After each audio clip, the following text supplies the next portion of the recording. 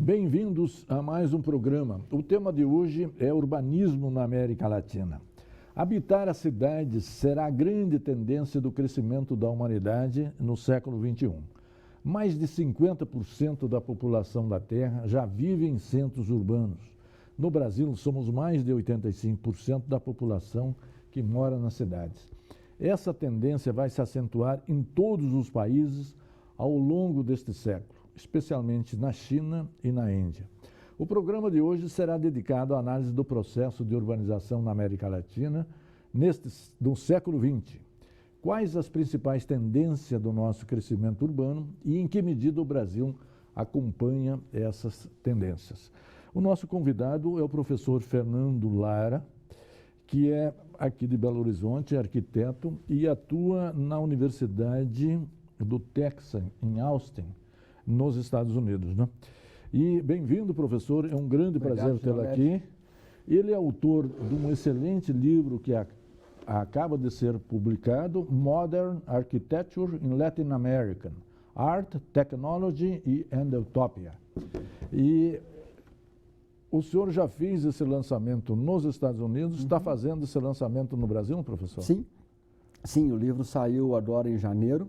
Nós tivemos um lançamento com exposição em Austin, onde é a minha universidade, em março.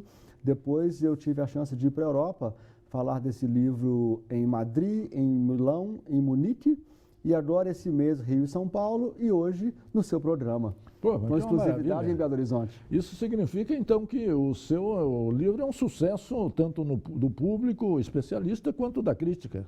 Sim, eu acho que o livro está sendo muito bem recebido. Foi um esforço enorme de 5 anos de trabalho, mas os arquitetos estão recebendo muito bem, as resenhas estão saindo nas melhores revistas de arquitetura e está todo mundo muito feliz com o resultado. Nós, os autores, estamos muito felizes com o resultado também. Quem que é o seu colega parceiro nessa empreitada, professor? Meu colega Luiz Carranza é um professor mexicano de nascimento, também radicado nos Estados Unidos há algumas décadas. Nós nos conhecemos há 15 anos atrás. E há 5 anos atrás resolvemos nos sentar para escrever esse livro juntos. O senhor me falou antes de iniciarmos o programa que o senhor também dirigiu até recentemente um centro latino-americano na Universidade do Texas, né? O que faz esse centro, professor? A Universidade do Texas tem um enorme centro de estudos latino-americanos, o maior dos Estados Unidos. Dentro desse grande centro, eu fui diretor do Centro de Estudos Brasileiros. Sim. Mesmo assim, ele é bem razoável, é o segundo maior do mundo, só perde para a Universidade de São Paulo, o IEB da USP é maior. Lá no Texas nós somos 49 professores brasilianistas, professores dedicados ao estudo do Brasil. E quantos brasileiros atuam lá? Acho que são 16 no momento, 16 desses 49. Sim, isso é um grande exemplo, olha aqui, brasileiros ilustres, bem formados, que atuam no exterior, divulgando o país e, sobretudo, isso é extremamente importante num período exatamente crítico no qual nós estamos vivendo aqui. Mas vindo para o livro, professor, que balanço o senhor faz do processo de urbanização na América Latina?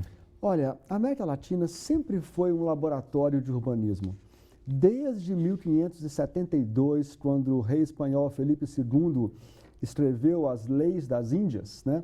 As leis que ordenavam a ocupação do território espanhol nas Américas, desde então, a América Latina sempre foi um laboratório de experiências. Sim. Os europeus e depois os próprios latino-americanos sempre se lançaram a ideias de urbanismo e de intervenções urbanas. Mas o que acontece, e o livro trata exatamente do século XX, é que o nosso processo de urbanização no século XX foi radical e dramático, né? A gente olha, por exemplo, os números brasileiros, olhamos os números relativos. O Brasil começou o século XX com 20% da população morando em cidades, terminou com 80%. Mas em números absolutos, isso é muito mais dramático, porque no início do século XX eram 4 milhões de brasileiros vivendo em cidades. No final do século XX, eram 160 milhões de brasileiros. Então, nós tivemos no século XX o desafio de construir cidades para 156 milhões de brasileiros. Não seria até oportuno caracterizar, nós tivemos uma revolução urbana em 100 anos. Em 100 anos. O que a Europa levou 200 anos para fazer. Exatamente. O que a Europa fez em 250 anos, nós fizemos em 60. Claro que essa infraestrutura ficou incompleta, nós temos enormes desafios para completar a infraestrutura urbana, né, desde o saneamento básico, que ainda falta em grande parte das nossas habitações informais, das favelas, até questões como calçadas, praças, áreas de lazer, está tudo isso por fazer no Brasil. Sim, e também nós diríamos, do ponto de vista, há um certo descuido com as cidades, né? Com a parte física dela, com a beleza, porque a cidade representa para nós civilização, não é isso? Exatamente. Eu acho que dentro desse processo dramático de urbanização, a cidade se endureceu e as pessoas, com medo da cidade, se esconderam atrás dos muros, né? A gente vê, por exemplo, eu trago alunos dos Estados Unidos e eu visito o Brasil inteiro com eles, e quando a gente entra nas favelas, os alunos ficam muito intrigados com o fato de que por fora os edifícios são muito vulneráveis, mal acabados, caindo aos pedaços, mas por dentro tem TV de tela plana, tem geladeira, tem telefone celular. Então nós tivemos uma modernização aí pelo consumo que gerou bens, né, de consumo, mas ainda não gerou um espaço físico adequado para a sociabilidade, para a interação. As nossas cidades ainda são muito excludentes. Por outro lado, deve-se reconhecer a positividade que a modernidade chegou também para as favelas, porque hoje está todo mundo integrado a uma sociedade de mercado e também uma sociedade global, Sim, onde os meios de comunicação e de tecnologia fazem essas conexões. A tecnologia tem esse poder, né? Até poucas décadas atrás era difícil conseguir um telefone no Brasil. A gente agora tem essa população de 200 milhões de habitantes totalmente interconectada, principalmente pelo celular, pela internet, etc. E isso gera novos desafios, né? Como é que a gente vai usar essa tecnologia para o bem, para gerar uma cidade melhor? Porque as nossas cidades não estão bem, essa é a verdade. E no segundo bloco nós vamos começar exatamente pelas grandes metrópoles, né? Nesse crescimento urbano que nós tivemos num século, que passamos de quanto, professor? Passamos de 20%, de 20% para 80%, de 4 milhões para 160 milhões. Milhões que vivem nas cidades. Um instante só, voltaremos já. Interconexão Brasil. Oferecimento: Sindicato dos Professores da UFMG.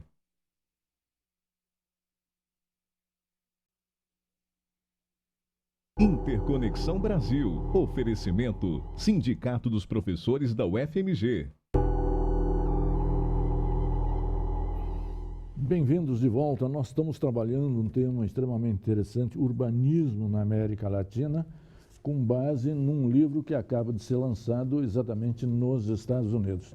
Professor, o senhor no primeiro bloco falamos muito da influência das metrópoles sobre a urbanização na América Latina durante o período colonial, né? Uhum. Depois da independência, começa uma certa autonomização em termos de modelos arquitetônicos nos estados independentes? Não, isso é uma questão muito interessante, Girolete, porque o século XIX foi um século de fragmentação na América Latina, né? Os jovens países, as elites regionais desses jovens países, se ocuparam em controlar esses espaços onde elas tinham poder, e isso gerou uma enorme fragmentação nos países de língua espanhola, do México até o Chile, são dezenas de países. O caso brasileiro, o Império Brasileiro, essa passagem do Brasil, né, de independência para o Império, gerou uma integração territorial, né? Ele gerou desafios muito diferentes. O Brasil é um caso singular nisso. Mas o século XIX tem as origens dos dramas do século XX estão todas no século XIX. A opção que os seus fizeram do corte de 1903 a 2003 se deve exatamente por essa revolução urbana que nós já comentamos no primeiro bloco? Nós tivemos vários debates, Carranza e eu debatemos muito onde começar o livro. Podíamos começar com as reformas de Porfírio Dias no México, no final do século XIX, poderíamos começar com a inauguração de Belo Horizonte, em 1897, ou com a destruição de Canudos, no mesmo ano de 97. Resolvemos começar no Rio de Janeiro, em 2003, com as reformas do prefeito Pereira Passos. Sim. Achamos que ali é um ícone da modernização do século XX, uma modernização excludente, uma modernização incompleta, mas é uma modernização. E que é uma influência grande da modernização de Paris. Exatamente. Essa modernização de Paris também influiu, digamos, modernizações semelhantes em outros países da América Latina? Todos os países da América Latina. Todos os países da América Latina. A Latina. Argentina fez coisas muito parecidas em Buenos Aires, a cidade do México fez coisas parecidas, abrindo grandes bulevares para facilitar a circulação e para facilitar o controle das forças repressoras do Estado sobre a população, que o século XIX foi cheio de revoltas, né? Sim. E, ao mesmo tempo, começa uma incipiente indústria de especulação imobiliária que precisa gerar terrenos. Então, essas grandes demolições, essas aberturas desses bulevares no Rio de Janeiro, em Buenos Aires, em Caracas, na cidade do México, gerou terrenos. Gerou terrenos para novas construções.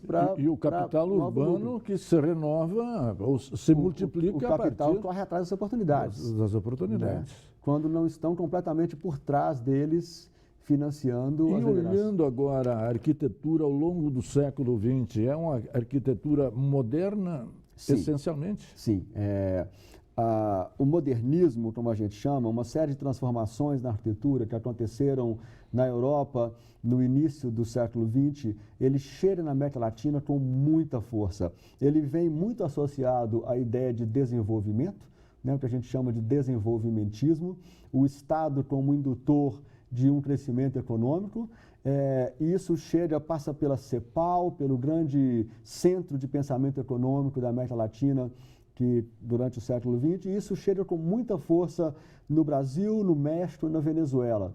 Menos força na Argentina, no Chile e na Colômbia. Engraçado que nós, trabalhando na literatura, o CEPAL tem uma influência muito grande na industrialização. Sim. Mas não sim, necessariamente na urbanização, inclusive também na urbanização, então? Também, inclusive na urbanização.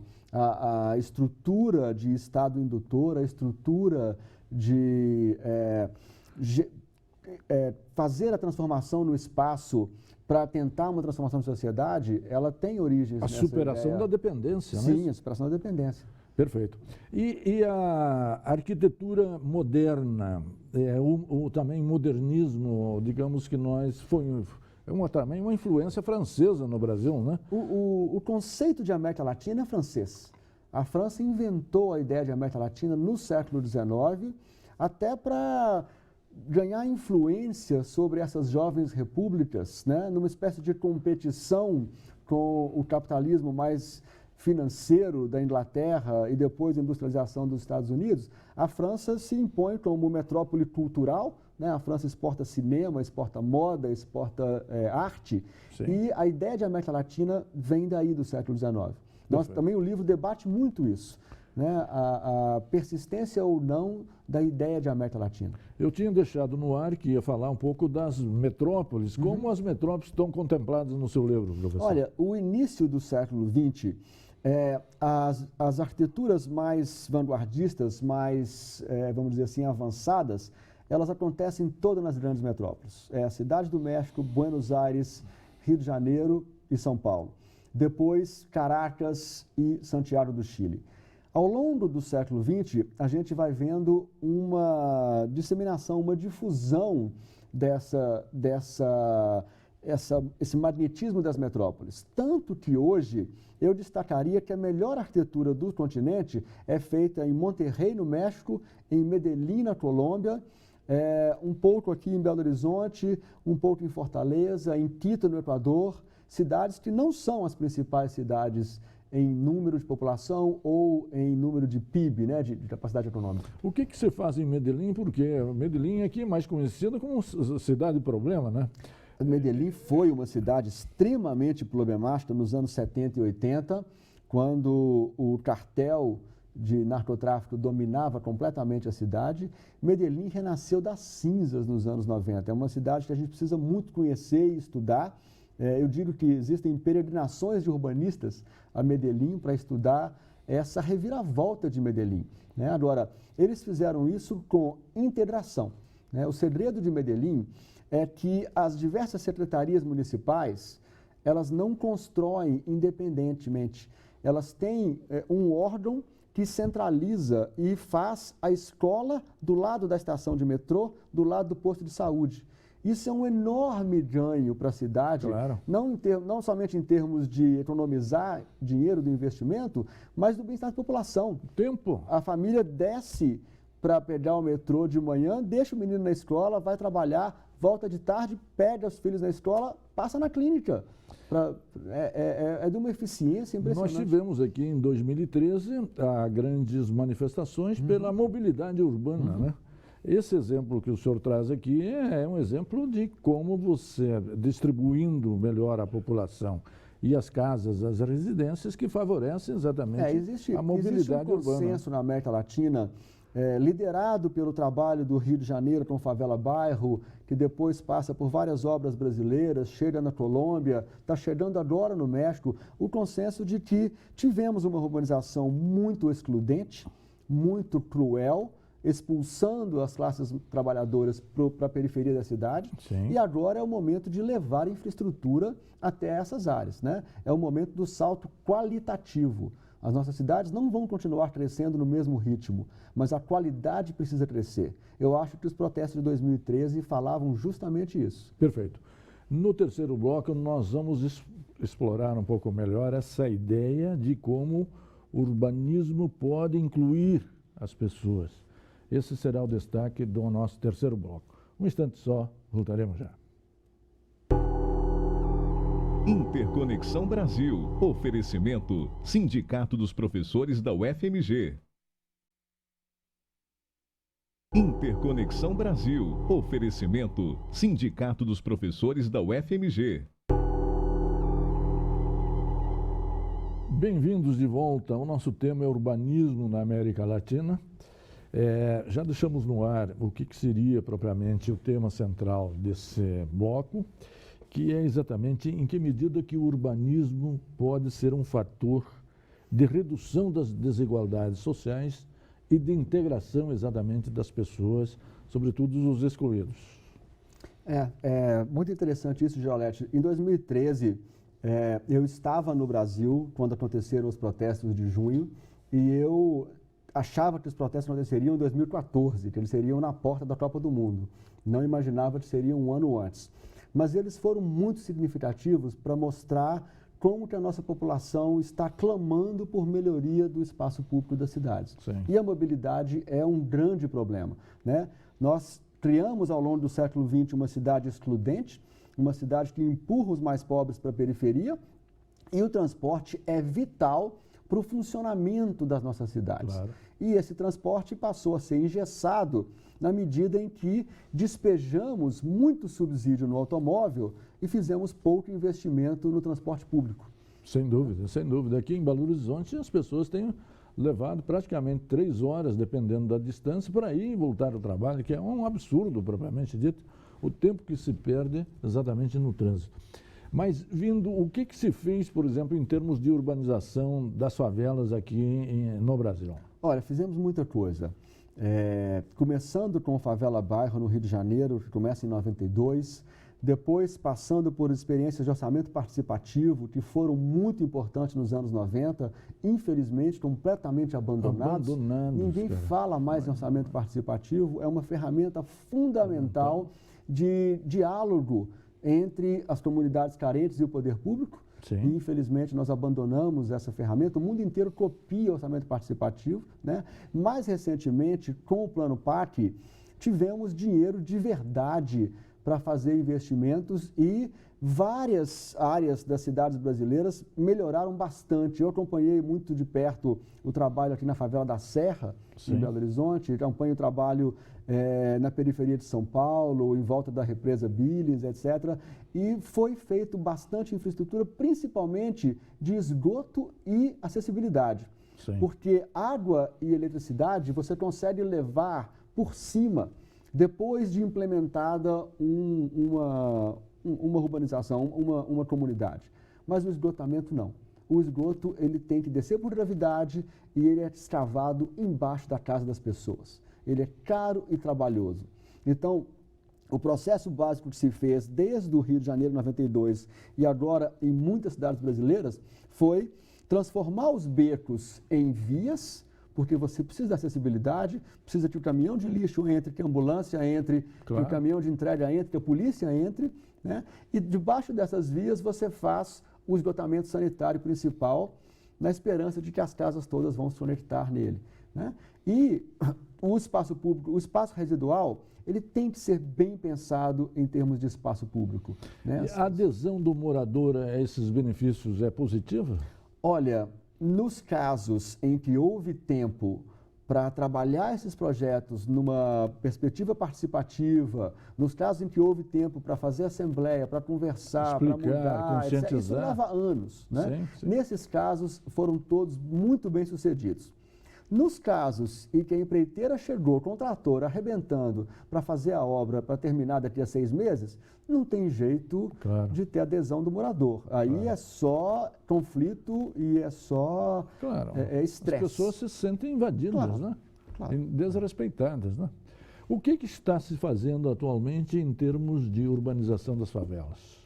Olha, o PAC reduziu os últimos 2 anos, os últimos 12 meses, 18 meses, está quase tudo parado, as obras estão paradas, a construção civil numa crise horrível e sem perspectiva de destravar. A máquina brasileira de obras que estava fazendo todas essas intervenções nas vilas e favelas está completamente travada pela crise política desde a eleição passada. E isso tem um impacto econômico, tem um impacto no PIB e tem um impacto na vida das pessoas. As pessoas estão morando no meio de uma obra. Sim. E sobre as esperanças e expectativas que as pessoas têm com relação ao Brasil e a sua possibilidade, né? O senhor vindo dos Estados Unidos, como é que a crise é vista lá fora, professor? Olha, os números gerais da crise brasileira são muito, eu ia falar a palavra mellow em inglês, mas são muito suaves quando você compara com a crise da Grécia, de Portugal ou de alguns outros países. Eu acho que o que está chamando a atenção lá fora é a crise política. Sim. É o impasse político brasileiro, o discurso embrutecido da política brasileira. Esse sim está ressonando lá fora. Porque os números mesmos, todo mundo sabe que o PIB vai encolher, que tem retração, etc. Mas isso não chama atenção, principalmente porque tem outros países em situações de muito dívida, pior. PIB, de desemprego muito piores. O que agrava a situação é exatamente a crise política. Tá? Como é que o urbanismo pode ajudar o país a sair da crise, professor? Essa é uma excelente pergunta. Tem muita coisa. A melhoria da qualidade de vida urbana tem muito a ajudar na sociabilidade. Eu acho que a população brasileira precisa se encontrar nas praças, se encontrar na praia, se encontrar na rua. Mas em termos mais pragmáticos, olha, nós avançamos muito nos últimos 10 anos com programas de transferência de renda do tipo Bolsa Família. Né? Diminuímos a fome, diminuímos a desigualdade, demos um mínimo para as famílias mais pobres brasileiras. Perfeito. Um programa que resolvesse o nó da mobilidade, que deixasse as pessoas passar menos tempo no transporte, e um transporte tão de má qualidade, seria um enorme distribuidor de renda. Porque por que a casa na periferia vale pouco? Porque demora 3 horas para chegar lá. Claro. Né? Se você consegue desatar o nó da mobilidade, você eleva o valor de toda uma grande periferia das cidades brasileiras, onde as casas são boas, né? E você insere elas melhor na produtividade. O brasileiro levar 4 horas por dia preso num ônibus é de um desperdício brutal. Ninguém merece. Nós estamos no finalzinho do programa, depois desse grande livro e do sucesso dele, professor. Quais são os próximos projetos? Bom, essa é boa. Eu vou passar ainda um bom tempo viajando com o livro. A exposição que está junto com o livro já esteve na Europa, está no Rio de Janeiro agora, volta para a Flórida, vai para o México. Ainda vou passar um bom tempo viajando, falando do livro. Mas o meu próximo projeto é contar a história do urbanismo brasileiro pelo ponto de vista dos protestos. Me incomodou muito em 2013 a ideia de que o brasileiro não protesta. O brasileiro sempre protestou. Sim. Nós temos 1,5 séculos de protestos urbanos, sempre por mobilidade, por agressividade da polícia, por falta de oportunidade, por expulsão das melhores áreas. Contar a história do urbanismo brasileiro pelo ponto de vista desses protestos, desde o finalzinho do século XIX, é uma história o próximo livro. Extremamente interessante, né?